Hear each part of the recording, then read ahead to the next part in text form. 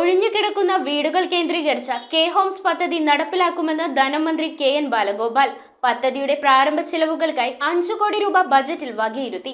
വിഴിഞ്ഞത്തെ പ്രധാന transshipment തുറമുഖമാക്കുമെന്ന് budget പ്രസംഗത്തിൽ മന്ത്രി. കേരളത്തിൽ ആൾതാമസമില്ലാതെ കിടക്കുന്ന വീടുകളുടെ സാധ്യതകൾ പരമാവധി മനസ്സിലാക്കി ടൂറിസം അടിസ്ഥാന സൗകര്യങ്ങൾ മെച്ചപ്പെടുത്തുന്നതിനായി കെ ഹോംസ് പദ്ധതി അവതരിപ്പിച്ച ധനമന്ത്രി കെ.എൻ. ബാലഗോപാൽ ലോകമെമ്പാടുമുള്ള സമാന സംരംഭങ്ങളിൽ നിന്ന് നടത്തിപ്പ് രീതികൾ സ്വീകരിച്ച് മിതമായ നിരക്കിൽ താമസ സൗകര്യമൊരുക്കുകയാണ് പദ്ധതിയുടെ ലക്ഷ്യം. കമ്പ്യൂട്ടർവൽക്കരണ പ്രവർത്തനത്തിന് 26.5 കോടി രൂപ വകയിരുത്തുന്നു. സർവേയും ഭൂരേഖയും വകുപ്പിന് 5.58 ലക്ഷം ഹെക്ടർ ഡിജിറ്റലായി അളക്കുവാൻ കഴിഞ്ഞു. 12.6 കോടി രൂപ ഭൂരേഖാ സേവന സംവിധാനങ്ങളുടെ സംയോജന പദ്ധതിക്കായിട്ട് മാറ്റിവെക്കുന്നു.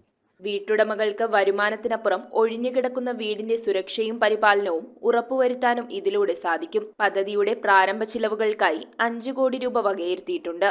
ആരോഗ്യമേഖലയ്ക്ക് 10,431.73 കോടി രൂപ അനുവദിച്ചു. കേരളത്തെ ഹെൽത്ത് ടൂറിസം ഹബ്ബാക്കാൻ 50 കോടി രൂപയും പ്രഖ്യാപിച്ചു. വ്യവസായങ്ങൾക്കുള്ള ഭൂമിക്കായി ക്ലിക്ക് പോർട്ടൽ അവതരിപ്പിക്കുമെന്നും ധനമന്ത്രി പറഞ്ഞു. സർവീസ് പെൻഷൻ പരിഷ്കരണ കുടിശ്ശികയുടെ അവസാന ഗഡു 600 കോടി ഫെബ്രുവരിയിൽ നൽകുമെന്ന് സംസ്ഥാന ബജറ്റിൽ പ്രഖ്യാപിച്ചിട്ടുണ്ട്. News desk metro 7.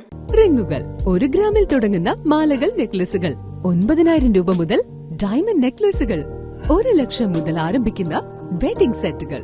കൂടാതെ നിങ്ങളുടെ പഴയ സ്വർണത്തിന് ഏറ്റവും ഉയർന്ന മൂല്യവും. Maharaja gold and diamonds